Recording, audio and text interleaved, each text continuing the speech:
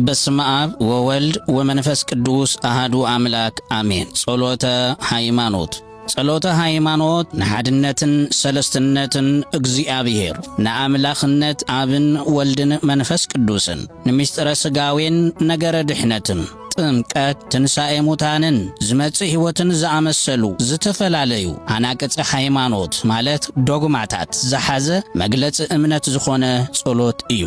ታሪኻዊ አመጻጽኡ ኣብ ጉባኤ ንቅያ ብ325 ዓመተ ምህረት ጉባኤ ቁስጥንጥንያ 381 ዓመተ ምህረት ምእመናን ኣብ ቅንዕቲ እምነት ክጸንዑን መናፍቃን ክፍለዩን ተባሂሉ ዝተወሰነ እኳ እንተኾነ ትሕዝትኡ ግና ካብ ጥንቲ ጀሚሩ ዝነበረ ናይ ጎይታን ሐዋርያትን ትምህርቲ ዝሓዘ እዩ። ስለዚ ንጸሎተ ሃይማኖት ኩሎም ምእመናን ከም አቡነ ዘበሰማያት ብቃሎም አጽኒዖም ክጽልይዎን ክምስክሩሉን ይግባእ። ብፍላይ ከዓ ኣብ ግዜ ቅዳሴ ዲያቆን ንበል ኩልነ በጥበበ እግዚአብሔር ጸሎተ ሃይማኖት ኩላትና በጥበብ እግዚአብሔር ጸሎተ ሃይማኖት ንበል ክብል እንከሎ ኩሎም ቀደስትን አቀደስትን በዓውታ ብዜማ ወይ ብድጋም ክጽልይዎ ይግባእ። ኩላትና ክነጽንዖን ክንፈልጦን ስለ ዝግባእ ድማ ካብዚ ቀጺሉ ሙሉእ ትሕዝትኡ ብትግርኛ ቀሪቡ ኣሎ።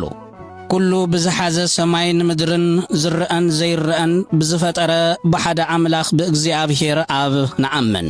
ዕብራውያን ምዕራፍ 1 ካብ 1 ክሳብ 6 ኦሪት ዘዳግም ምዕራፍ 6 ቁጽሪ 4 በሓደ ጎይታ በኢየሱስ ክርስቶስ ዓለም ከይተፈጥረት ምስኡ ህሉ በዝኾነ ወልደ አብ ዋህድውን ንአምን።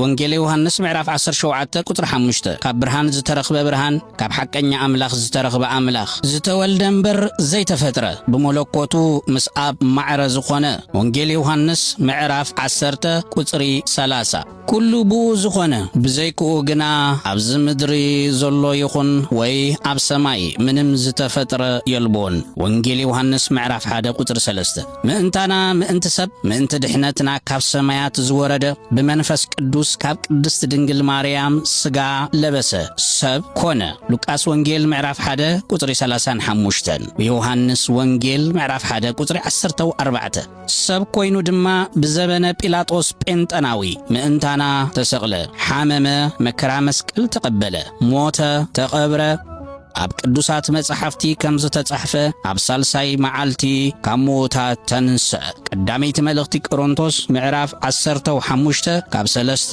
ክሳብ ቁጽሪ 4 ብኽብሪ ናብ ሰማያት ዓረገ ኣብ የማን አብኡ ተቐመጠ ከም በሓድሽ ንህያዋንን ንሙታንን ክፈርድ ብኽብሪ ክመጽእ እዩ። ንመንግሥቱ መወዳእታ የብሉን። ሉቃስ ወንጌል ምዕራፍ 24 ቁጽሪ 50 ራእይ ዮሐንስ ምዕራፍ 22 ቁጽሪ 13 ትንቢተ ዳንኤል ምዕራፍ 7 ቁጽሪ 14 ቀዳመይቲ መልእኽቲ ጢሞቴዎስ ምዕራፍ 3 ቁጽሪ 16 ጎይታን ምሕየውን ብዝኾነ ካብ አብ ብዝሰረጸ ብመንፈስ ቅዱስ እውን ንአምን። ምስ አብን ወልድን ንሰግደሉን ነመስግኖን ብነቢያት ዝተዛረበ እዩ። መዝሙር ዘዳዊት ምዕራፍ 95 ቁጥሪ 7 ግብረ ሐዋርያት ምዕራፍ 28 ካብ ቁጥሪ 25 ክሳብ 29 ልዕሊ ኩሉ ናይ ሐዋርያት ጉባኤ ብዝኾነት ብሓንቲ ቅድስቲ ቤተ ክርስቲያን ንአምን።